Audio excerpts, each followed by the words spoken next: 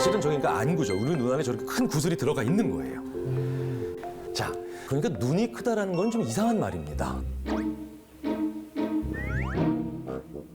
눈이 크다라는 것보단 정확한 표현은 눈을 둘러싸고 있는 살틈이 많이 벌어진 사람이에요. 그렇잖아요. 아니, 눈이 크면 저거 자체가 큰 거예요. 그럼 스타워즈에 나와야 돼요. 그렇죠? 그게 많이 벌어진 것뿐입니다. 자, 그런데 이 눈에서 어떤 과정을 거쳐서 우리가 무엇을 보고 있다는 걸 느끼는지는 좀 간단하게는 그래도 살펴봐야 되죠. 눈이 있으면 맨 앞쪽에 각막이라는 게 있고 그 다음에 수정체 혹은 렌즈라고 하죠. 뭐 렌즈 같은 것들이 있고 이게 이미지가 들어와서 저 눈 뒤에 있는 망막이라고 하는 것에 상이 맺힙니다. 그러니까 이게 이제 안쪽으로 들어와서 뒤쪽에 있는 스크린에 맺히는 거예요. 그리고 이제 쭉 들어가서 이제 뇌에 전달돼서 우리가 뭘 보는 겁니다. 자, 근데 여기서 의학적이나 생물학적으로는 뭐 크게 고민을 하지 않으실지 모르겠지만 저희 심리학자들이 생각하는 굉장히 중요한 측면 하나가 나옵니다. 망막은 스크린이죠. 자, 그럼 스크린은요, 2차원인가요? 3차원인가요? 2차원. 2차원이죠. 네. 자, 그런데 우리는 몇 차원 세상을 살아가고 있다라고 생각하면서 또 보고 살아갈까요? 3차원. 3차원이에요. 네. 이게 되게 신기한 거예요. 자, 생각해 보세요. 우리 하드웨어인 눈은 분명히 2차원 상을 가지고 정보를 분석합니다. 그런데 재미있게도 우리가 느끼는 건 3차원이에요. 그러면 나머지 한 차원은 도대체 어떻게 만들었냐는 거죠. 우리가 3차원 세상을 살아가는 건 맞는데 그 3차원 세상을 정말 살아가고 있다라고 느끼게 만드는 그 무언가 우리는 집어넣고 있다는 거죠. 해석하고 있다는 거고요. 존재하지 않는 무언가를 활용하고 있다는 겁니다. 우리는 세상에 대해서 느끼고 있다고 심지어는 정확하게 분석하고 있다고 사실은 착각하고 있는 거예요. 자, 굴렁쇠 가지고 아이들이 놀고 있죠. 왼쪽에서 네 번째에 있는 저 친구가 돌리고 있는 굴렁쇠는 우리 눈에 들어오면 망막상에서 맺혀지는 상의 모습은 바로 저렇게 찌그러진 모양이겠죠. 그런데 어떤 사람도 저게 저렇게 찌그러진 게 저렇게 잘 굴러간다라고 놀라지 않습니다. 왜냐? 우리 머릿속에선 저걸 보는 순간 이미 정확하게 동그란 이미지라고 생각을 하고 있는 거죠. 우리는 보는 순간 세상을 왜곡합니다. 보는 순간 세상을 편집하고요. 보는 순간 세상에서 가능한 수많은 다양한 가능성 중에 하나를 취해서 하나를 믿고 그다음에 보고 있다고 착각하는 겁니다. 왜 이렇게 돼 있느냐? 세상엔 너무나 수많은 가능성이 존재하거든요. 무슨 얘기냐? 자, 이곳 스튜디오에서요. 서울시청까지 가는 방법은 몇 가지가 있을까요? 어떻게 가실래요? 제이 씨 어떻게 가실래요? 택시요. 택시 좋습니다. 네. 지하철 지민 씨, 타고 버스 지하철 타고 갈아타고. 가시고요. 네, 어떻게 가실래요? 친구한테 빌붙어서 얻어 타고 가는 거 현명하다. 예, 이게 이제 그 전 세계에서 우리나라에만 있는 관계주의적 문화에서 가능한 아주 빠른 생각 중 하나입니다. 아니, 왜냐하면 우리나라처럼 친구가 많이 속담에 등장하는 나라가 없어요. 네. 전 세계에서 우리나라에만 있고 외국어로 번역이 절대 불가능한, 일본어로도 번역이 불가능한 속담이 친구 따라 강남 간다. 네. 이거 번역 안 돼요. 영어로 번역하면 아예 이상한 말이 됩니다. 뭐 following friends, let's go to 강남이에요. 그렇죠. 예. 자, 근데 이런 방법도 가능하긴 해요. 토끼띠으로 갈 수도 있어요. 어느 세월. 네. 그리고 좀 돈이 많이 드는 방법이긴 하겠지만 헬기를 부를 수도 있습니다. 이게 무슨 말장난 같은 소리라고 생각하실지는 모르겠지만 어쨌든 가능한 방법이에요. 우리는 대부분요. 여기서 서울시청 어떻게 갈래? 이럴 때 몇 가지만 남겨요. 그냥 상식적인 수준에서 그걸 얘기하고요. 나머지 99.9999%의 무한한 다른 가능성들은 싹 다 날아갑니다. 어느 순간에. 자, 그렇기 때문에 우리 인간은 어느 한두 가지의 가능성을 빨리 빼서 쓰는 게 훨씬 적응에 유리합니다. 그래서 세상을 보자마자 한 가지 가능성만 남겨놓는 거예요. 아까 그 굴렁쇠처럼요. 자, 한번 보시겠습니다. 내가 피곤한가 지금? 이미 머리로는 아시죠? 저거 안 움직이는 거예요. 근데 우리 머릿속에서는 안 움직이고 있다는 걸 이미 알고 있음에도 불구하고 우리는 왠지 돌아가는 걸 느끼게 됩니다.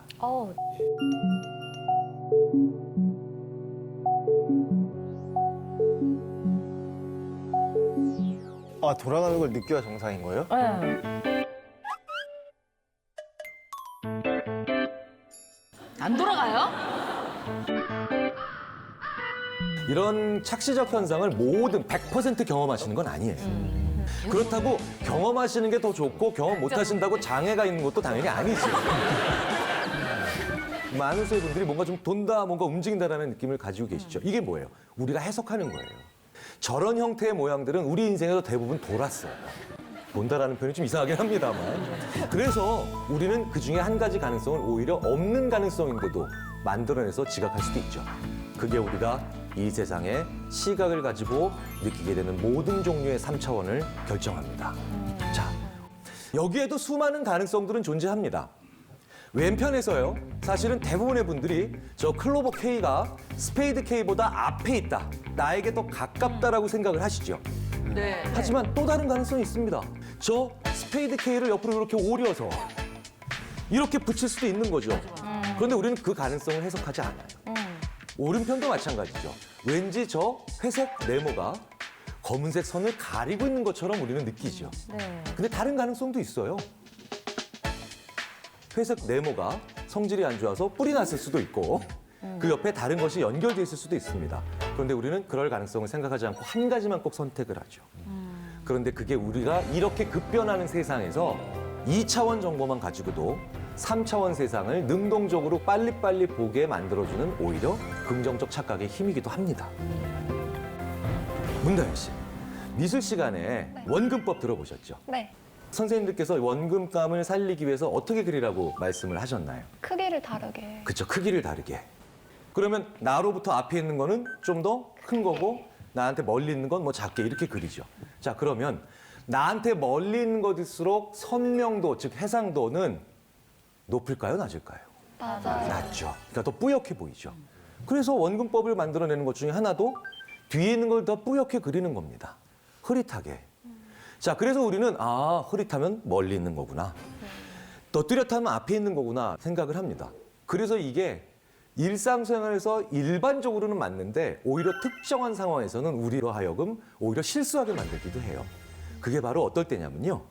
산에 올라가셔서 날이 아주 맑을 때 먼 곳을 보면요. 혹은 맞은편 산을 보면 저거 1시간쯤이면 가겠다 싶을 때가 있는데 실제로 가보면 2시간, 3시간 걸려요. 맞아요. 왜? 또렷하게 보이니까 더 가까울 거라고 생각을 하는 겁니다. 우리 눈이 몇 개인가요? 두 개요. 2개입니다. 둘이 있으면 싸우죠. 네. 왜? 불일치 일어나니까요. 불일치를 오히려 이용하기 위해서 눈이 2개인 겁니다. 김지호 씨 잠깐만 나와주세요.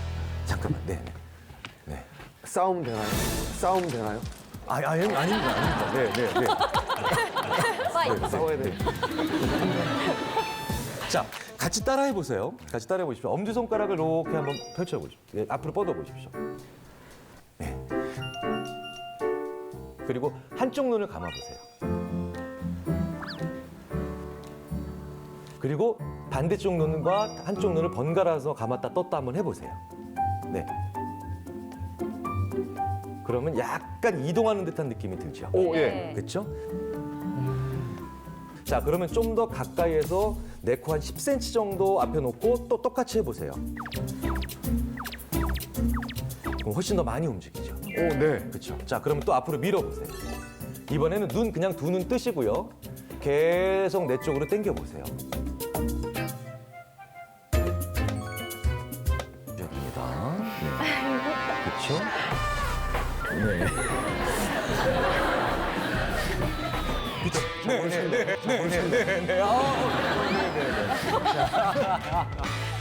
이 두 가지를 우리가 이용하는 겁니다. 무슨 얘기냐면요. 우리 뇌 안에요. 요 불일치의 정도를 계산해주는 세포가 있어요. 그래서 요게 땡겨준다, 수렴한다고 하는 거죠. 수렴이 많이 돼서 이렇게 계속 모이면은 당신 지금 가까운 거 보고 있는 거야. 그다음에 막 쭉 멀어지면 당신 먼 거 보고 있는 거야. 이렇게 생각하는 거죠. 그래서 방금 전에 김지욱 씨 뇌에서 그걸 계산하는 세포가 활화산처럼 활동을 했던 겁니다. 그래서 우리는 이걸 느낄 수 있었던 거죠. 그래서 이걸 인위적으로 2차원인데도 실제로는 입체가 아닌데도 3차원이다 라고 느끼게 만든 게 바로 1990년대에 대유행을 했던 매직아이죠. 네, 매직아이예요. 네. 야, 다음 거. 두 마리 보인다, 캥거루. 야, 나도 보인다.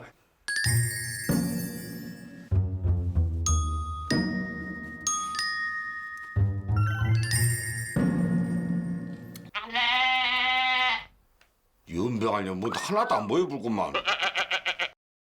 매직아이가 약간씩 불일치를 시킨 겁니다. 네. 심리학자로서 인간에 대해서 감각기관을 연구해 보면 알면 알수록 인간은 굉장히 독특한 존재들입니다. 그런데 가끔은 여러 가지 정보를 너무 많이 알고 있어서 우리가 착각할 때도 있고 세상을 잘못 해석할 때도 있죠. 그 모든 종류의 일들이 바로 우리가 부르는 착시들입니다. 자, 착시들이요, 굉장히 독특한 것들이 많아요. 잘 알고 있는 착시에서부터요, 우리가 전혀 생각하지 못했던 착시들도 있습니다. 암전 한번 부탁드릴게요. 예.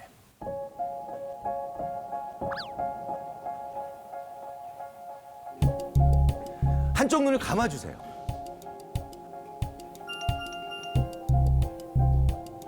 어떤 동전은 좀 더 앞에 있는 것처럼 보이고요. 어떤 동전은 좀 뒤에 있는 것처럼 보여요. 어떤 동전이 제일 뒤에 있는, 나로부터 멀리 떨어져 있는 동전으로 보이시나요? 500원. 500원이 제일 멀리 떨어진 걸로 보이실 거예요. 그렇다. 예, 예. 난 100원만 튀어나와. 왜 난 똑같이 보이지? 그거는 심리적으로 100원의 컴플렉스가 있어서 그러지 않을까. 자, 대부분 500원이 제일 뒤에 있다라고 느껴지시죠? 자, 그럼 둘 다 뜨시고요. 보세요. 그러면 그 현상이 사라져요. 오, 사라져요. 왜 이런 일이 벌어지냐면요. 자, 우리가 세상의 많은 사물들의 크기를 알고 있어요. 그래서 그 크기는 500원짜리가 제일 크죠. 커요. 50원짜리가 제일 작습니다. 그런데 불이 다 꺼진 상태에서, 그러니까 뭡니까? 거리를 판단할 수 있는 정보가 다 사라진 거예요. 다 사라진 상태에서 그나마 또 한쪽 눈으로 보게 되니까 어라? 망막상에 맺힌 모습은 500원짜리나 100원짜리나 50원짜리가 다 똑같은 크기인 거예요. 더 큰 것과 더 작은 것이 망막상에서 같은 위치면 더 큰 게 뒤로 간 거죠. 그래서 그런 계산을 이런 굳이 하지 않아도 되는 이 미묘한 계산이 1초 안에 일어나 버리는 거예요. 그런 모든 것들이 착시입니다. 이게 이제 많이 보시는 착시죠.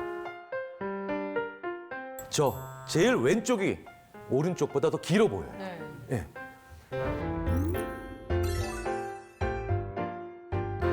실제로 이 두 경우는 대부분 이런 경우입니다. 이쪽에 있는 경우는 대부분 나보다 더 멀리 떨어져 있는 경우죠. 그런데 저렇게 오른쪽에 있는 경우는 대부분 나한테 또 다가온 상황이에요. 이런 상황을 수십, 수백, 수천 번 경험하고 산 우리는 적용하지 않아도 되는 상황에 이걸 집어넣는 겁니다. 그래서 엉뚱하게도 이런 단서가 전혀 없는데도 말도 안 되게 무관한 단서를 사용하는 경우도 있죠. 대표적인 게 폰조 착시예요.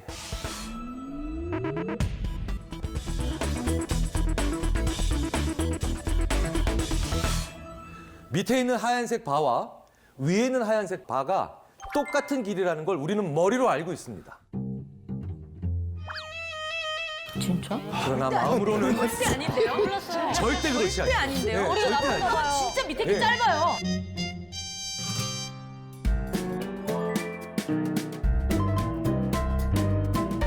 밑에 게 더 작아 보이시죠? 나 무슨 거 절대 아니야 이거는 진짜로. 누가 봐도 너무 짧아요. 네, 네.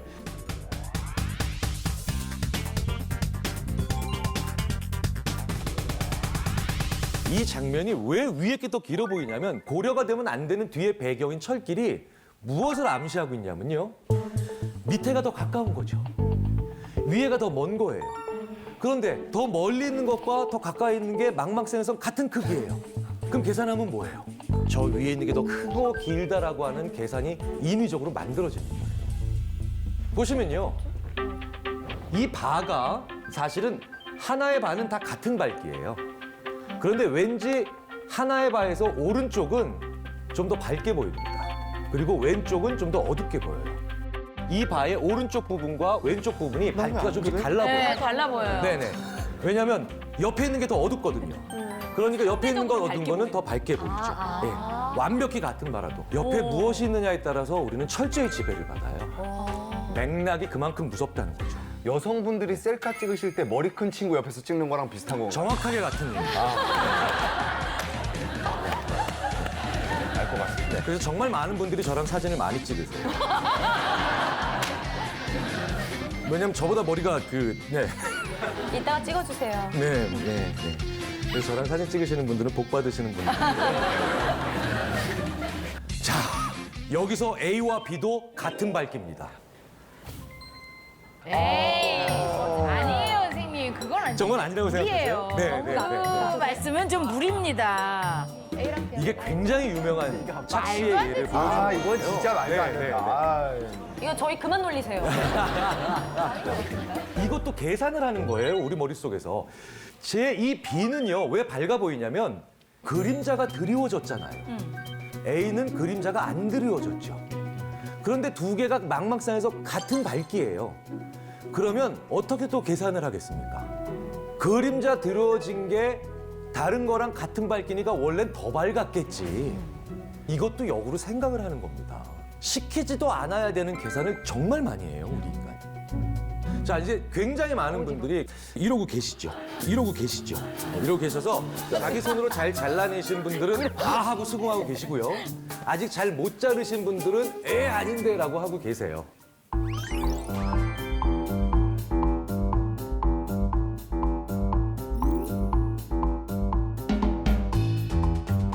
와, 근데 그 주변을 손으로 가리니까 네네네. 밝기가 같으십니다. 되게 신기하네.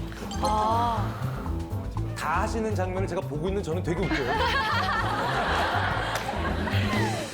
자, 이게 다 지금까지 얘기가 뭐겠습니까? 내가 어떻게 살아왔고 어떤 경험을 쌓아왔느냐가 내가 지금 보는 것의 대부분을 결정하는 거예요. 자, 그렇기 때문에 우리 속담에 이 말은 정말 맞는 말입니다. 먼 눈에는 뭐만 보인다.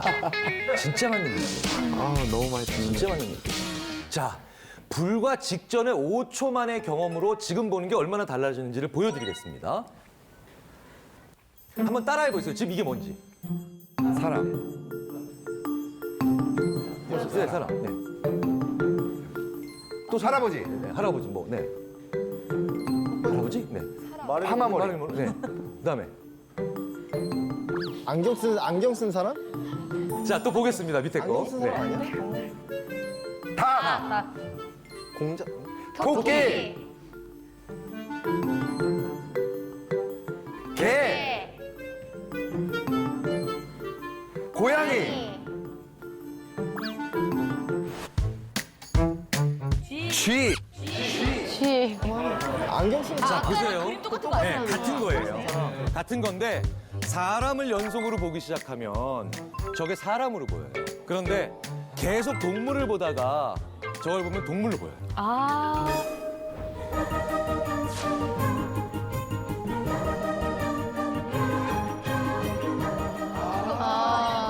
눈, 코, 귀.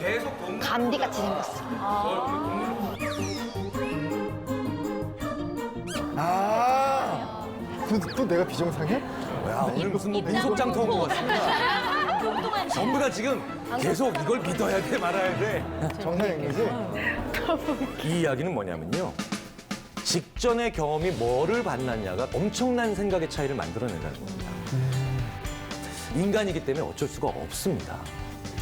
그리고요, 이걸 조금 더 일상생활에 돌려서 보자면요. 바로 아까 보셨던 그런 그림 때문에 우리는 면접을 오전에 봐야 돼요. 지금도 우리나라뿐만 아니라 전 세계 대부분의 국가에서 부정할 수 없는 사실 중에 하나가 오전에 본 면접자들이 더 많이 뽑혀요. 이상하게. 오전에 10명을 보고 오후에 10명을 본다고 쳤을 때 오전에는요. 기존 정보가 별로 없죠. 그러니까 그 사람의 특이한 장점을 보기가 쉬워져요. 네. 오전에 10명을 보고 오후에 10명을 본다고 쳤을 때 오전에 10명을 딱 보면 이 중에 아주 좋은 자기만의 장점을 가진 사람이 한 5명이 생기겠죠. 그럼 이 5명을 보고 야, 그 친구들 괜찮았어.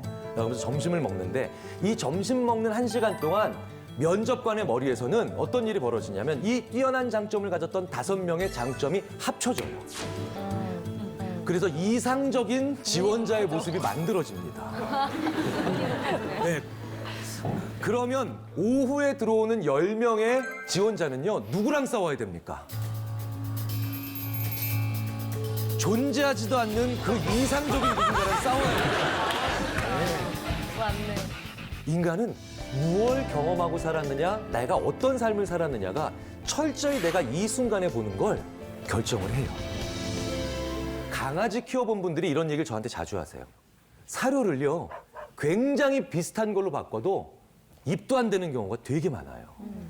그래서 강아지한테요, 그 새로운 사료를 브런드를 먹이게 하려면 9대1, 8대2, 맞아요. 7대3으로 섞어서 그렇게 해서 달래서 한참 시간이 지난 다음에야 걔한테 그 사료를 먹일 수가 있습니다.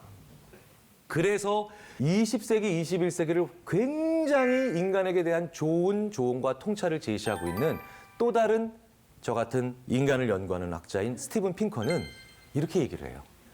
우리가 다른 동물들보다 더 많은 일을 할 수 있는 거는 다른 동물들보다 본능이 적어서가 아니라 훨씬 많기 때문이라는 거죠. 이 얘기가 바로 그겁니다. 우리는 우리의 욕구와 세상의 수많은 것들을 계속 연결시키고 있어요. 그래서 더욱 놀라운 건 옆에 있는 욕망을 누르기도 해요. 배가 굉장히 고파요. 그럼 여기 빵이 있고요. 여기 만년필이 있습니다. 그러면 당연히 빵에 대해서 배가 별로 안 고팠을 때보다 호감도가 올라가야 되죠. 네. 더 좋아 보여야 됩니다. 이건 상식이에요. 그래서 실제로 저 파란색만큼 평소보다 올라갑니다. 그런데요, 배가 고프면 이 만년필에 대한 내 호감도나 내가 느끼는 매력도가 올라가는. 평상시보다 2배 이상 떨어져요. 이건 되게 독특한 거예요. 왜?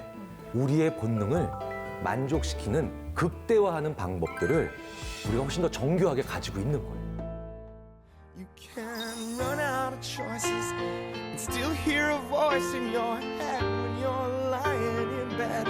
And it says that the best part of a bad day is knowing it's okay. The color of everything changes. The sky rearranges its shade. And your smile doesn't fade into a phone call and one bad decision we made. And the worst part of a good day is the one thing you don't say. And you don't know how, but you wish there was some way. So you pull down the shades and you shut out the light. Because somehow we mixed up. 좋은 경험은요, 사실은 굉장히 자기적이고 문화적으로 규정한 거죠.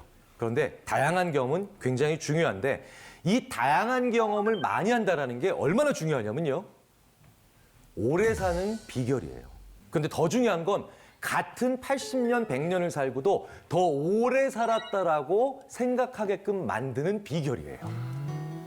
이 얘기는 뭐냐면요, 우리가 물리적인 수명도 있지만 심리적으로 긴 인생 그리고 재밌는 인생을 살아야, 다양한 경험을 살아야 내 인생을 길게 볼 수 있다는 거예요. 그런데 그 경험을 단편적으로 하기 시작하는 게 바로 내가 시간이 빨리 가는 이유입니다. 비슷한 경험만 하게 되면 필연적으로 시간은 빨리 가게 돼 있어요. 그래서 스티브 잡스가요, 다양한 경험이 얼마나 중요한지를 얘기를 하죠. 컴퓨터 산업 종사자들이 가장 부족한 건 컴퓨터에 관련된 지식이 아니라는 거예요. 다른 경험을 안 한다는 겁니다. 그래서 실제로 연결성이 부족하다는 거죠. 저도 이런 얘기 굉장히 많이 듣습니다. 우리나라의 수많은 엔지니어들, 굉장히 뛰어난 프로그래머들이요, 저를 붙잡고 저한테 이렇게 하소연하세요. 저희는요, 뭐든지 다 만들 수 있습니다. 근데요, 뭘 만들어야 될지를 모르겠어요. 안타까운 거죠. 왜?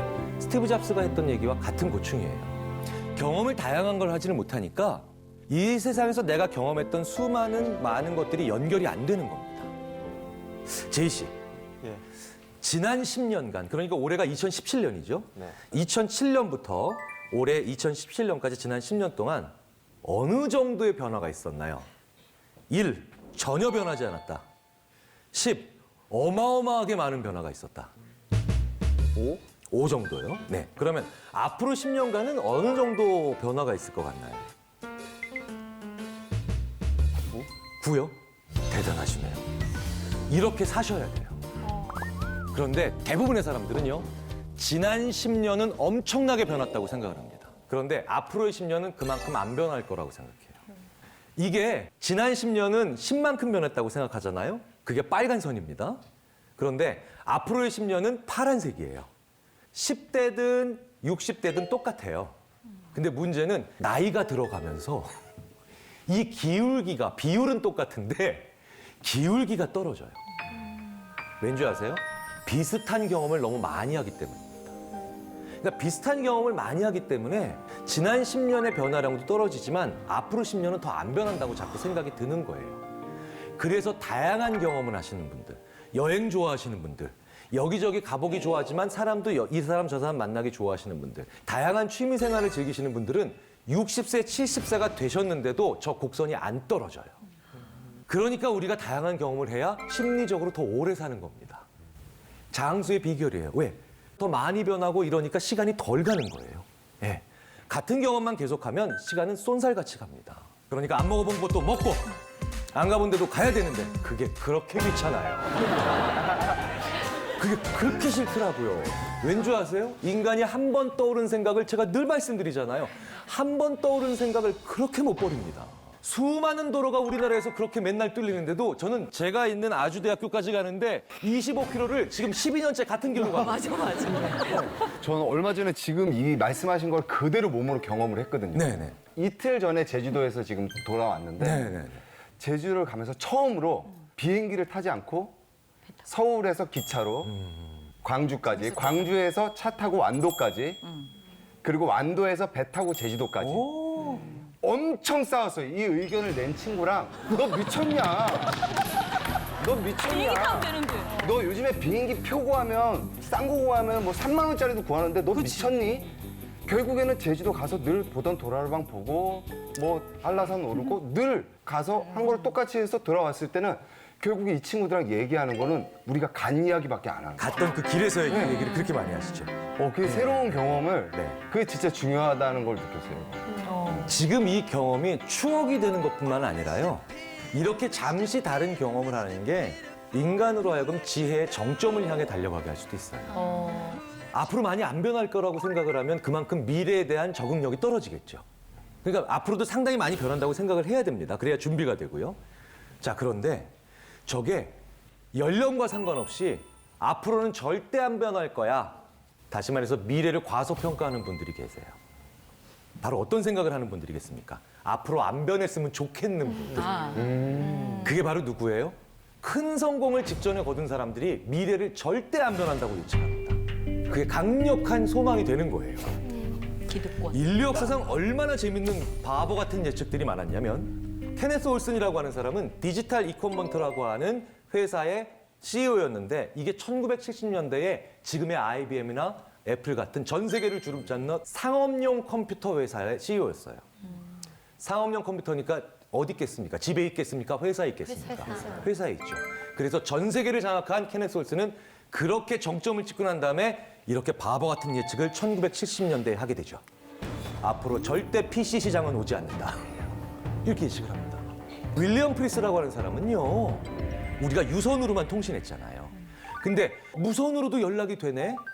이거를 알아보고 이걸 후원했던 영국의 최신부에 굉장히 중요한 위치에 있던 사람인데 이 무선 통신을 완성해 놓고도 앞으로 전화기 시장은 절대 오지 않는다. 특히 우리 영국에서. 왜? 이렇게 자기가 높은 위치에 올라가서 하인들을 보내면 되는데 왜 전화기를 쓰니?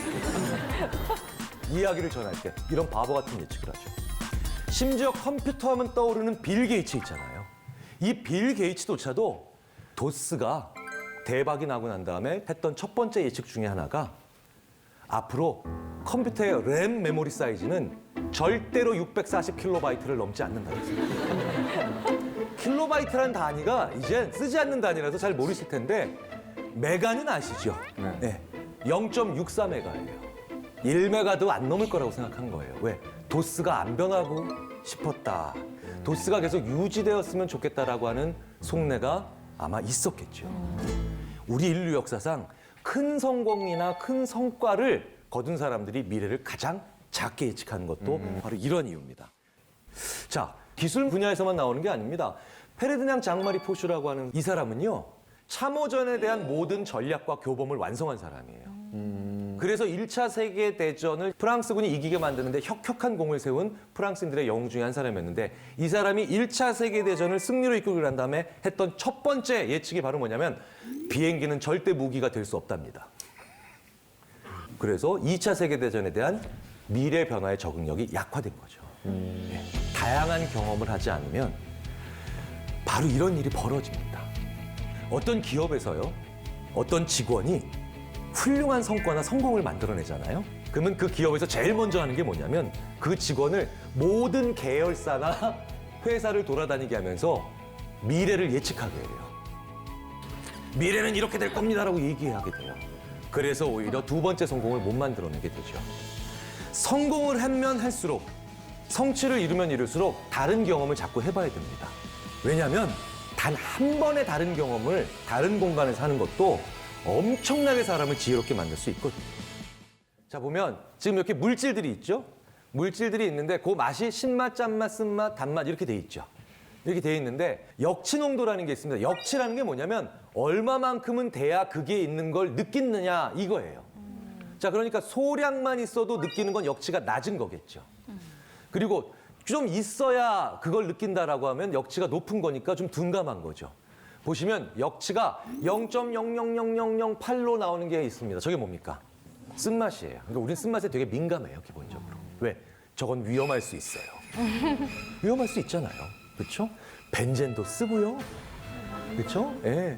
페인트도 쓰고요. 쓴 것들은 대부분 위험할 수 있습니다. 물론 쓴 약이 몸에는 좋다고 하지만 잘못 먹으면 큰일 나죠. 그래서 재밌는 건 쓴 맛들은 대부분 역치가 조금만 들어가도 우리가 금방 압니다. 그런데 역치가 되게 높은 게 하나 있어요. 0.01로 나오는 게 있죠. 그 두 개가 뭡니까? 바로 짠맛과 단맛이에요. 이건 많아도 우리가 둔감해요. 그래서 자꾸 먹는 거예요. 물론 이런 것들이 적응적으로 주는 그런 효과들은 분명히 있습니다. 단맛은 기분을 좋게 하죠. 그래서 새로운 아이디어를 만들거나 아니면 기분 전환하는데 유리합니다. 예. 짠맛은 영양을 좀 더 많이 보충할 수 있을 거라는 시그널을 우리한테 줍니다. 그래서 우리는 짠맛이 없어지면 큰일 나요. 소금 안 먹으면 큰일 나죠. 그러니까 생존에 또 관련이 돼 있어요. 이 짠맛, 쓴맛, 신맛, 단맛 말고도 아까 말씀드렸던 그 라면 스프의 맛이 있습니다. 그게 바로 감칠맛이에요. L-글루타민산 낙. 네, 맞아요. 이케다 키쿠네라고 하는 사람이 이름 붙였죠. 감칠맛이라고. 바로 그 물질을 가지고 있는 건데 이게요, 지금도 논쟁이 되고 있습니다. 이걸 5번째 맛으로 넣어야 되는지 말아야 되는지. 오, 그 정도예요. 네. 우리가 그 맛이 기본 맛이냐 아니냐를 결정할 때 굉장히 중요한 게 그걸 일정 기간 경험을 못하면 내가 목말라 해야 돼요. 근데 그게 있거든요, 실제로. 그래서 이 감칠맛은 지금도 이슈가 되고 논쟁거리 중에 하나인데 이게 슬슬 제 5의 맛으로 들어가서 지금 굳어지고 있는 것 같은 느낌이 옵니다. 예. 자, 그래서 우리가 라면 스프에 그래서 좋아하는 거죠. 그게 바로 어떤 음식을요, 바로 섭취하는 게 아니라 오랫동안 푹 익혀서 혹은 오랫동안 저장을 오래 해줘서 이때 느끼는 맛인데 이게 우리 문화에 수천 년 동안 우리 이 아시아 쪽에서 이게 돼 있었기 때문에 이건 아시아 사람들한테 굉장히 중요한 맛이기도 합니다. 그리고 이게 말할 수 없는 쾌감을 줘요. 이것과 매운맛이 더불어졌을 때 우리는 굉장히, 그래서 우리나라 말에 정말 놀라운 표현이 있는 겁니다. 매운 라면을 먹으면서 시원하다 그러는 거예요. 그거 번역이 안 되잖아요. 미친 거죠, 그 사람들 입장에서 보면. 이게 어떻게 시원해요. 그렇죠? 쾌감을 동반하기 위해서 이런 언어적 표현까지도 한다는 거죠. 그런데 맛처럼 간사한 게 없어요. 시각이나 청각은요, 좋아하는 노래 매일 부를 수 있죠. 좋아하는 그림 걸어놓고 매일 봅니다. 맛은요, 단 몇 회만 계속해서 반복을 해도 그건 쾌감이 아니라 고통으로 변합니다. 처음에 설탕 한 개 먹었을 땐 달잖아요. 그러니까 쾌감이 옵니다. 그런데 3개, 4개, 5개, 6개, 7개 계속 먹으면요, 이게 쾌감이 아니라 불쾌감으로 변해요. 그래서 우리는 같은 음식이 아무리 맛있어도 2번, 3번 못 먹습니다. 제가 짜장면을 4끼 연속 먹어봤거든요. 네, 5번째 한번 먹어보려고 했는데 그때는 진짜 김태희 씨가 옆에 와서 먹자 그래도 못 먹겠더라고요. 거짓말하지 마세요. 그래서 이 맛은요, 한 번의 경험이 되게 중요합니다. 큰 전기 충격을 받기 직전에 단맛을 보게 되면 평생 단 걸 안 먹을 수도 있어요. 예. 굉장히 드라마틱하게 일회성 경험이 중요합니다. 근데 우리는요 실제로 그래요. 처음에 입맛, 그러니까 맛을 봤을 때 아 하는 느낌을 주는 음식, 아 아니야라고 하는 그 느낌을 주는 음식은 평생 돈 주고도 안 먹습니다. 예. 그러니까 일회성의 경험이 굉장히 중요해요. 왜겠어요? 왜일까요? 트라우마. 이건 물질이라서 그래요. 시각은 아무리 안 좋은 걸 봐도 날 죽이지 않아요. 그렇죠? 청각도 아주 큰 소리를 들어서 고막이 터지지 않는 이상은, 청각기관에 손상이 되지 않는 이상은 나한테 그렇게 치명적인 손상을 줄 수 없습니다. 하지만 코로 들어오는 것과 입으로 들어오는 건 나한테 엄청난 손상을, 엄청난 피해를 한 방에 미칠 수 있죠. 그래서 우리가 일회의 경험을 끝까지 가지고 가는 겁니다. 왜 그래서 어렸을 때 갑자기 뭐 먹다가 체하신 분들, 맞아요. 그 채소나 아니면 그 고기를 영원히 못 드시는 경우가 허다하죠. 각인돼요. 자, 그런데 되게 더 웃긴 게 있어요. 사실 우리 남이 먹는 거 보면 별로 즐겁지 않잖아요. 아니 내가 배고픈데 왜 남이 옆에서 먹으면 또 짜증납니다. 제가 예전에요. 속에 병이 나서 병원에 입원한 적이 있었어요. 입원한 적이 있었는데 제가 뭘 먹으면 안 됩니다. 근데 제가 병원에 누워있는데 옆에 계신 분이 치킨을 시켜 드시더라고요. 저는 못 먹는 거예요. 아무것도 못 먹는데. 아, 저는 범죄가 순간적으로 일어난다는 걸 그때 느꼈습니다. 네. 사실 내가 배고픈데 남이 먹는 걸 본다는 건 사실은 고통일 수도 있어요. 근데 왜 우리는 그렇게 열심히 먹방을 볼까요? 냄새가 안 나니까. 네. 냄새가 안 나니까. 대리만족. 대리만족? 상상. 이유 될 수도 있죠. 상상? 먹방에서는요, 굉장히 다양한 다른 감각을 동원해요. 소리를 들려주고요. 맛에 대해서 우리가 한 번도 생각해보지 못했던 말을 해요. 저는 봄나물 먹는 그 장면에서 어떤 분이 그러시더라고요. 참 맛이 화사하네요.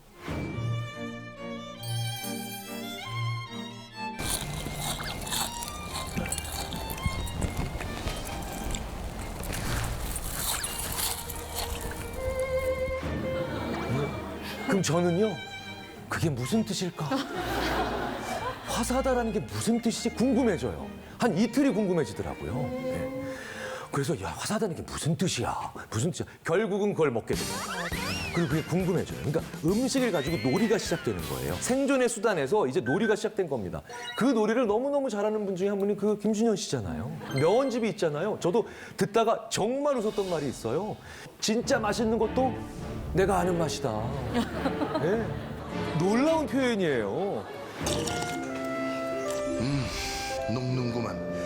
부드러운 양지머리가 입안에 들어가자마자 흰눈처럼 녹아내린다. 고사리와 소고기 그리고 고추기름이 한데 춤추며 쌀밥을 유혹하는 거야. 밥도둑 아니 밥깡패다. 궁금해지는군.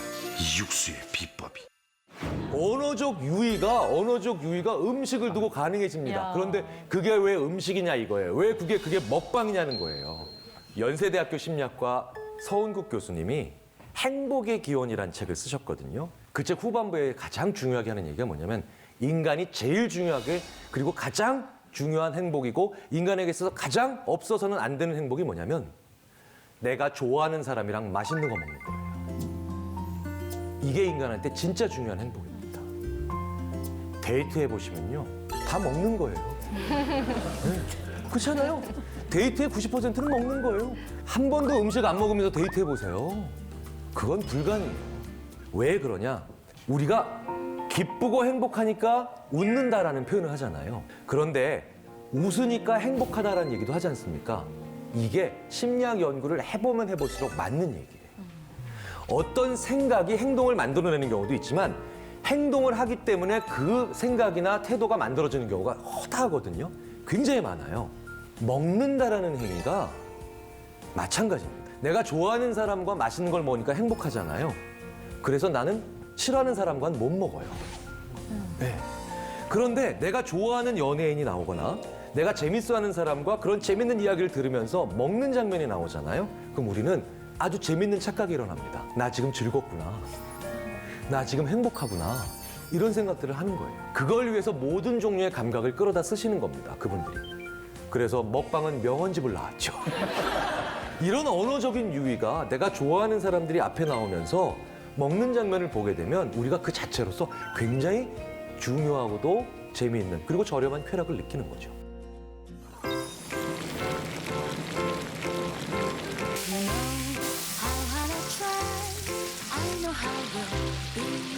to make it.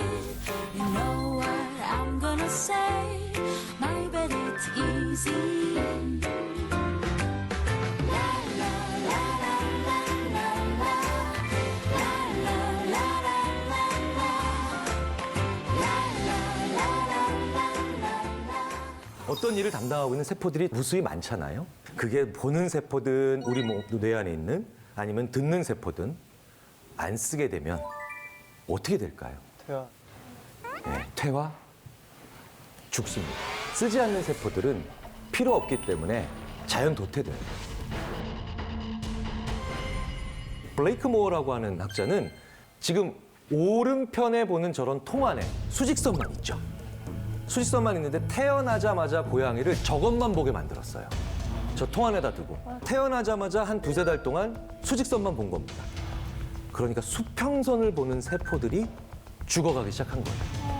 그래서 3개월 후에 이 고양이를 꺼내서 수평바, 아주 간단히 쉽게 넘을 수 있는 수평바를 줬더니 못 넘어가더래요. 네, 벌써 이 세포들이 나는 필요 없는 존재구나 라고 생각해서 퇴화된 거예요. 우리 어른들이 보기엔 더할 나위 없이 아름답고 좋은 그림이에요. 우리 아이 방에 벽지 바르려면 다 저런 거 벽지 하실 거예요. 그렇죠? 일반적으로 파스텔로 그린 그림들. 그런데 저기엔 어떠한 종류의 직선이나 아니면 소위 말하는 샵 컨트라스트, 구분되는 어떤 선들이나 각도들이 존재하지 않습니다. 실제로 아이들이 봐야 되는 건 그게 아닐 수도 있다는 거예요. 그래서 이렇게 얘기하는 사람들도 있는 거죠. Why a baby needs to see sharp contrast? 이게 뭐냐면요. 아이들은 오히려 저런 걸 봐야 더 좋을 수도 있다는 겁니다. 한참 저런 세포들을 써야 될 테니까요. 아까 보여드렸던 그런 파스텔 톤의 그림을 태어난 아이들한테 바로 보여주고 야, 너무 좋지 않니? 우리 아가야? 아이들한테는 아무것도 못 보게 만드는 걸 수도 있을 거라는 그런 주장을 하는 연구자들도 있습니다. 자, 이 이야기가 뭘 의미하는 걸까요? 우리는요, 우리 아이들에게 좋은 것을 보여주고 좋은 것을 들려줘야 된다라고 생각을 하고 있죠. 그런데 이 좋은 거라는 게 바로 뭐냐는 거예요. 우리 어른들의 생각으로 좋은 게 아니겠냐는 거죠. 네. 자, 그래서 실제로 태어나자마자 우리가 다양한 경험을 하는 게 굉장히 중요합니다. 단 한 번의 다른 경험을 다른 공간에서 하는 것도 엄청나게 사람을 지혜롭게 만들 수 있거든요. 너무나도 유명한 실험 하나를 보여드리겠습니다. 일명 두 줄 실험인데요. 이 두 줄 실험이 뭐냐면요. 천장에 실처럼 얇은 줄이 매달려 있습니다. 그런데 대학생을 한 명 이 방에 집어넣습니다. 방에는 이거 말고는 아무것도 없어요. 이 학생이 들어가서 해야 될 미션, 과제는 뭐냐면 이 두 개를 연결하는 겁니다. 근데 떼어내면 안 돼요. 떼어내면 안 돼요. 그러니까 떼어내지 않고 연결을 해야 됩니다. 근데 저희가 사전에 팔 길이를 다 재놨기 때문에 한쪽 끝을 잡고 반대편으로 가서 이걸 잡아보려고 해도 절대 안 닿습니다. 예, 난감하죠? 자, 그런데 이 난감한 상황에 제가 옆에 있다가 가위를 하나 툭 던져줘요. 이걸 써봐라. 그럼 이 학생들의 표정은요? 상당히 짜증을 냅니다. 이걸 왜 주는 거야? 그럼 제가 또 약을 올려요. 앞에 친구도 이걸로 해결했어.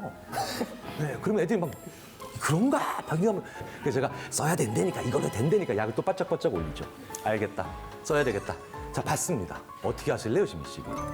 저요? 네. 제 옷을 잘라서 어떻게 할 것 같은데요? 아니 갑자기 또 이렇게 이거 퍼포먼스 버전으로. 아니 어떻게든 연결시키면 네, 되니까. 네, 네. 바지도 많이 잡지를 짧고. 못하죠. 잡기가 힘들죠. 그렇죠. 99%의 학생들이 첫 번째 어떻게 하냐면요. 한쪽 끝을 잡고 반대편으로 가요. 그리고 가위를 우리가 쓸 때처럼 잡고요. 그 가위 끝으로 잡아보겠다고 합니다. 아, 나 저 생각했는데. 네, 그 생각하신 분들 되게 많으실 거예요. 아우, 저희가 그 전날 나를 조교랑 함께 2시간 동안 갈아놨죠. 그때가 어떻게 되겠습니까?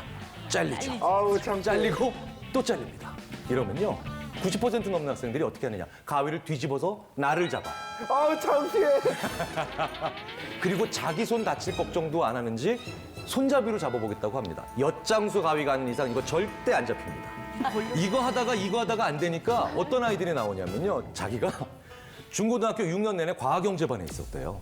그렇게 기대를 하게 만들더니 30분이 아니라 10분 더 달라고 그래서 40분을 줬는데 40분 내내 말리지도 못하게 하면서 무슨 짓을 했냐면요.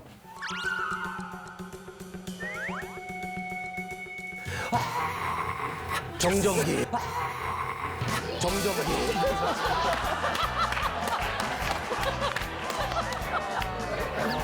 야. 벌리면 안 돼. 네. 정답. 네. 벌려서 가위 한쪽을 그 걸고 한쪽을 끝에 걸면 안 고리에 끈을 묶어서요. 되잖아요. 맞아요. 그렇게 하는 거예요.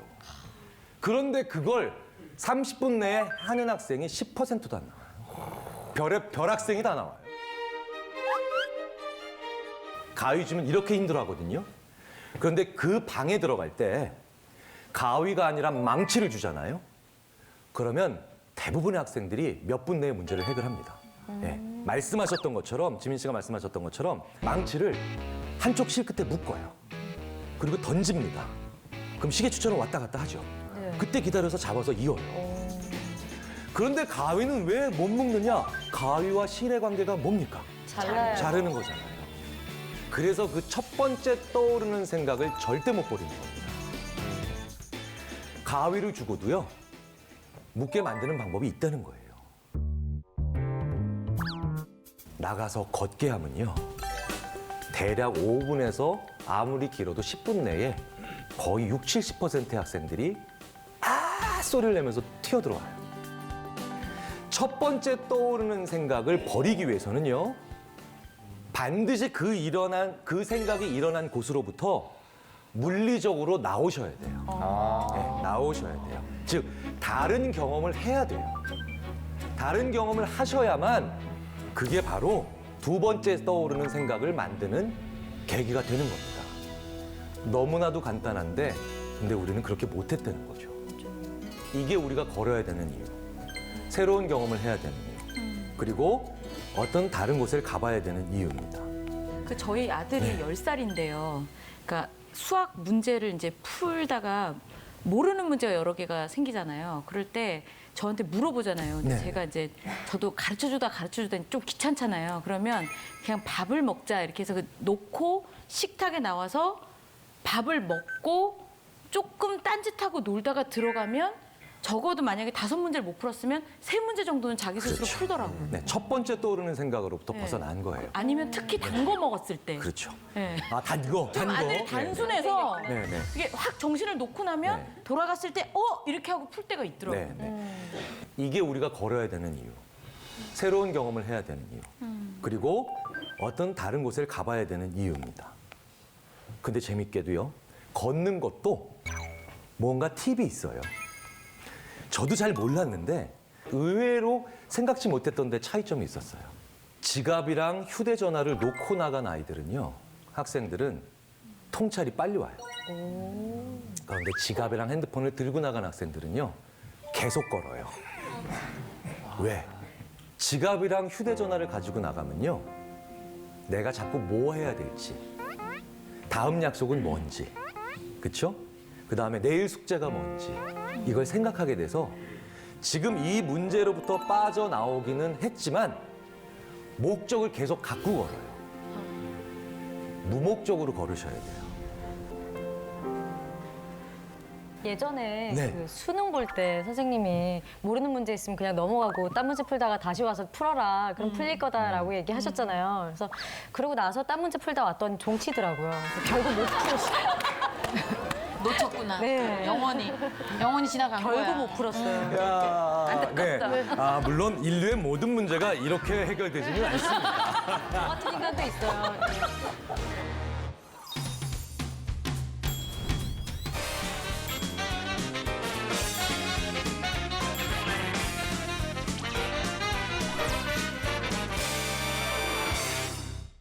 이전 아나운서께서 한번 얘기해 주세요. 어떨 때 육감이란 말을 쓰시나요? 뭐 저만의 촉을 세울 때. 그쵸, 촉. 네. 우리가 이 촉을 얘기할 남자가 때 오늘 내가 예상치 못한 쓰지 않아야 될 돈을 쓴 것 같은 표정이 읽힌다. 증거는 없는데. 증거는 없지만. 증거는 없는데. 근데 결국 이틀 뒤에 그게 맞았다는 것을 느낄 때 내가 육감적이구나. 육감이 맞았구나. 뭐 이렇게 생각합니다. 아, 여자의 육감. 그러니까 우리가 여자의 육감이라고 얘기할 때, 자, 증거가 있으면 육감이 아니에요. 그렇죠. 증거가 있으면 오감이에요. 그렇잖아요. 눈에 보이거나 귀에 들리거나 듣고. 증거가 있으면 돼. 증거가 없는데도 왠지 그게 생각이 되고 그 행동을 했는데 그게 맞을 때 우리는 육감이 적중했다고 얘기를 하죠. 다시 말해서 이유를 모르는 거예요. 메커니즘이 아직 안 밝혀진 겁니다. 그런데요, 이 오감을 합치면 우리가 왜 그런 육감이라에 해당하는 말들을 하고 실제로 그게 맞는지 그 이유가 밝혀집니다. 모든 언어에 이런 표현들이 있어요. 나 손 씻었다. 나 지금 손 씻었다는 얘기인가요? 아니죠. 나 이제 나쁜 짓을 더 이상 하지 않는다는 얘기예요. 네. 이런 얘기도 하죠. 참 그 사람 따뜻해. 체온이 높다는 건가요? 아니죠. 체온 높으면 그건 병이에요. 네. 근데 우리는 그런 표현을 써요. 어떨 때 씁니까? 나한테 잘해주는 사람, 친근한 사람한테 쓰죠. 그 더러운 손을 치워. 손에 뭐 묻었다는 얘기 아니죠. 그렇죠? 그런데도 우리는 더러운 손을 치우라 그럽니다. 아, 그 사람 나랑 가까운 사람이야. 옆에 없는데도. 그렇잖아요. 멀리 지금 딴 동네 살고 있는데 가깝다. 이게 다 모든 언어에 있어요. 왜 이런 걸 왜 쓸까요? 이게 다 감각을 얘기하는 거죠. 이 감각에 사람의 굉장히 중요한 생각과 판단과 의사결정에 영향을 미친다는 걸 우리가 이미 증명하고 있는 겁니다. 이런 게 다 사실은 육감이에요. 다 좋다, 다 좋아. 못 고르겠다. 아, 나 미치겠네. 힘들다. 나랑 가까운 너무 힘들다. 어떻게 화면 골라? 꺼주세요. 어떻게 화면 골라요? 꺼주세요. 아, 너무 어렵다. 네. 자, 따뜻한 커피와 아이스 커피가 있죠. 재밌는 건요. 따뜻한 음료를 마신 사람과 차가운 음료를 마시는 사람이 그 다음에 전혀 새로운 어떤 사람이 자리 앞에서 앉아 있는데 따뜻한 음료를 마신 사람이 좀 더 따뜻하게 얘기해요. 따뜻한 음료, 차가운 음료. 10명의 면접관이요. 엘리베이터 1층에서 기다립니다. 이분들은 10층까지 엘리베이터를 타고 올라가서 지원자를 평가해야 돼요. 5명한텐 따뜻한 커피가 든 컵을 줍니다. 손이 따뜻해지고 있죠? 나머지 5명한텐 차가운 음료가 든 아이스 커피나 이런 것이 들어간 잔을 줍니다.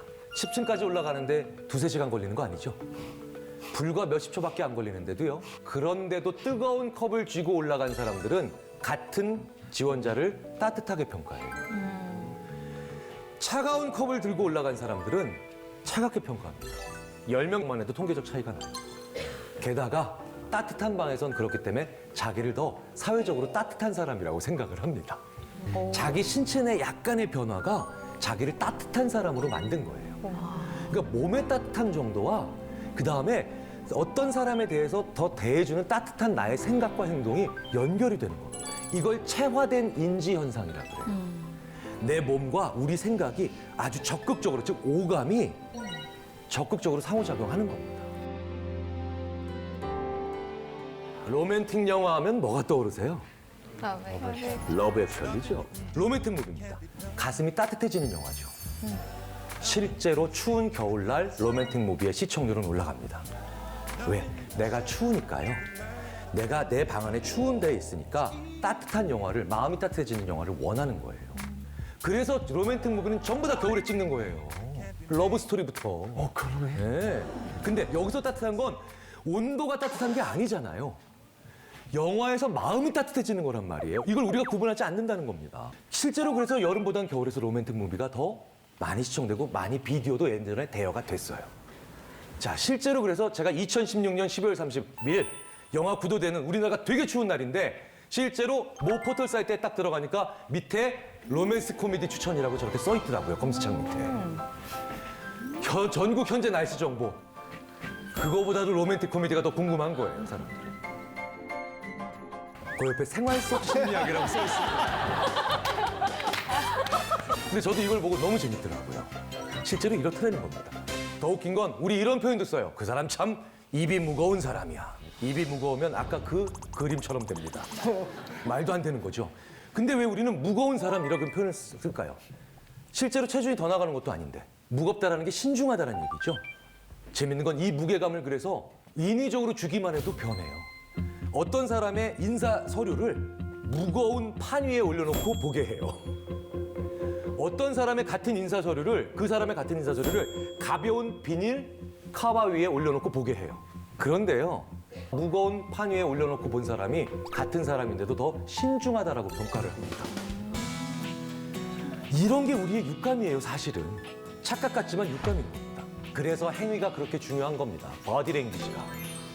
우리 몸의 포즈가 그래서 중요한 거예요. 누가 더 권력자인지 아시겠죠? 네. 누가 봐도 확연합니다. 네. 그렇죠? 자, 그래서 이 동물들이 이걸 사용하기도 하죠. 싸우기 직전에 몸을 불리는 겁니다. 조류도 그렇게 하고 파충류도 그렇게 하죠. 그래서 우리도 뭔가 너희들보다 세 혹은 나 당신들한테 나 압도할 거야 이렇게 얘기할 때 이걸 벌리고 이렇게 하죠. 그래서 자세가 중요한 거예요.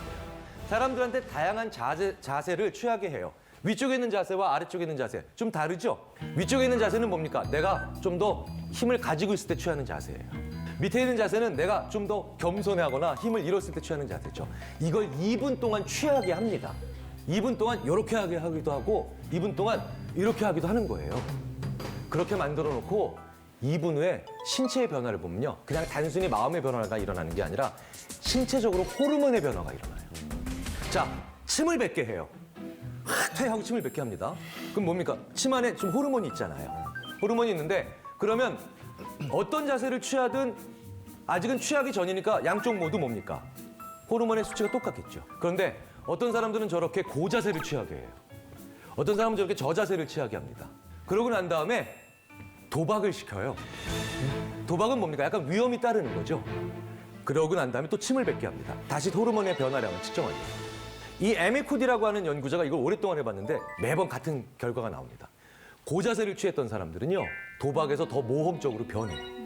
2분 동안 그 자세를 취하는 것만으로도 자기의 뭡니까? 자신감이 강해지는 겁니다. 그런데 이렇게 저자세를 2분 동안 취했던 사람들은 모험을 안 해요. 그 사이에 벌써 뭡니까? 자기가 힘이 약하다고 생각을 하는 거예요. 그러면 침을 한번 분석해 볼까요? 실제로 테스토스테론, 수컷의 호르몬이죠? 아니, 사실은 수컷의 호르몬이라기보다는 좀 더 수컷 지향적인 공격적인 호르몬입니다. 고자세는 증가해 있어요. 호르몬 벌써. 저자세는 떨어져 있습니다. 호르몬의 변화가 벌써 일어나는 겁니다. 자세만 가지고요. 물론 이렇기 때문에 면접 전에는 어떻게 하셔야 됩니까? 고자세를 취하셔야 돼요. 면접 들어가서 취하시면 큰일 나죠.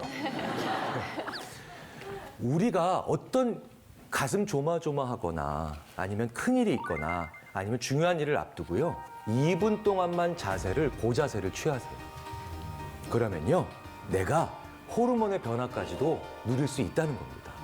예, 자세가 그만큼 중요하다는 거죠. 힘이 있기 때문에 그런 자세를 취하는 것도 있지만 이것도 반대로 취하면 내가 그런 자세를 취했기 때문에 자신감을 얻을 수도 있다는 겁니다. 이것도 육감에 들어가는 거죠. 더럽죠? 네. 그런데 이건 물리적으로 더러운 거죠. 그런데 저 더러운 놈 안 씻었다는 얘기 아니죠. 도덕과 육감도 연결이 돼 있습니다. 사람들한테요. 손으로 악플을 일부러 달게 해요.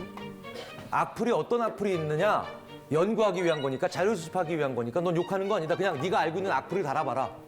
그런데도요. 그럼 사람들은 자기 손으로 더러운 짓 한 거죠. 실제로 자기 손을 저렇게 봅니다. 그래서 이 사람들한테 손을 씻게 하면 다른 사람들보다 더 길게 씻어요. 내 손을 더 길게 씻는다는 거예요. 그런데 입으로 욕을 하게 해요. 그냥 이건 욕 수집이다. 그러면서 학생들이 되게 좋아합니다. 욕 수집이에요? 나 그럼 연구에 적극적으로 참여할게요. 그러면서 저 이런 욕도 알아요. 이런 욕 대단하지 않아요? 막 이러고 막 열심히 합니다. 네. 그리고 난 다음에 그런데 이 친구들은 벌써 자기 입을 어떻게 봅니까? 저렇게 보는 거예요. 더럽다고 보는 겁니다. 그래서 이 친구들은 양치질을 다른 사람들보다 더 길게 해요. 그래서요, 돈을 깨끗이 버셔야 돼요. 더러운 돈이라는 표현 쓰잖아요. 왜 돈을 깨끗하게 벌어야 되냐면 깨끗한 돈이라야 더 잘 써져요. 더럽게 돈을 벌면 그 효용을 적게 느껴요. 무슨 얘기냐? 복권에 당첨이 됐는데 그 복권에 만약에 200만 원이다 했을 때 그 200만 원이 정상적인 기업으로부터 온 200만 원이다라고 하는 것과 도덕적으로 문제가 있는 기업으로부터 받은 200만 원이라고 했을 때 자, 똑같은 200만 원이잖아요. 그 200만 원으로 무엇을 살 수 있습니까? 라고 얘기하면 정상적인 기업, 도덕적으로 문제가 없는 기업으로부터 받은 200만 원을 가지고 사람들은 이만큼을 살 수 있다고 얘기합니다. 뭐도 살 수 있고, 뭐도 살 수 있고, 뭐도 살 수 있고, 뭐도 살 수 있고. 그런데 재밌는 건 부도덕한 기업으로 받은 200만 원은 그걸 가지고 뭘 살 수 있나요? 라고 얘기를 하면 사람들이 거의 절반으로 줄여서 요거밖에 못 삽니다. 라고 얘기를 해요. 그러니까 이만큼 사기 위해선 더 써야 되죠. 그래서 부정한 방법이나 부도덕하거나 깨끗하지 못한 방법으로 버는 돈들이 낭비가 되기 더 쉬운 겁니다. 로버트 치알딘이라고 하는 심리학자가요. 정말 호기심이 많은 심리학자인데 이 심리학자가요. 우리 일반적으로 얘기하는 다단계 있죠. 우리도 가끔 왜 노인분들한테 건강식품 막 이렇게 막 좀 이렇게 안 좋은 방법으로 파는 경우 있죠. 옥매트. 예. 매트가 그렇게 팔리죠. 이런 거 주로 어떻게 파느냐를 알아보기 위해서 쫓아다녀 봤어요. 미국에서도 그런 게 있나 봐요. 그래서 이런 프로그램 모집할 때 딱 갔는데 애리조나에서 피닉스라는 도시에서 투싼이라고 하는 곳까지 가야 그 프로그램을 한답니다. 그래서 버스에 탔어요. 다른 사람들도 좀 있었겠죠. 그럼 버스를 타고 자기가 갑니다. 그러면 피닉스에서 투싼까지 가는데 그 도시까지 가는데 대략 2시간 걸리는데 2시간 걸려 갔더니 가서 교육은커녕 다시 돌아오더래요. 그 교육은 버스 안에서 이루어지고 있었던 거예요. 버스 안에서는요 모든 것들이 훅훅훅 하고 지나갑니다. 아무것도 제대로 정신 차릴 수가 없어요. 그 시끄럽고 덜컹거리면서 소리도 잘 안 들리고 눈앞에 보이는 것도 훅훅 지나가고 냄새라는 것도 버스 안에 있는 그 수많은 사람들의 냄새가 섞이면서 정신이 없죠. 감각의 차단이 일어날 때 사람이 원하지 않는 정보에 가장 쉽게 설득당하는 거예요. 그걸 이용하는 겁니다. 그래서 우리나라에서도 관광버스에서 그것들을 파시는 거예요, 그 양반들이. 데리고 다니시면서, 노인분들 모시고 다니면서. 안 당하려면 어떻게 되느냐? 이걸 보여주는 연구 하나 있죠. 날씨가 좋을 때랑요, 날씨가 흐릴 때, 양쪽 모두에서 같은 남자가 여성들한테 가서 전화번호를 물어봐요. 그러면 날씨가 좋은 날에는요, 확실히 여성들이 전화번호를 더 잘 가르쳐 줍니다. 왜? 영향을 받는 거예요. 마음이 화사하니까, 날씨가 화사하니까 내 마음도 화사해져요.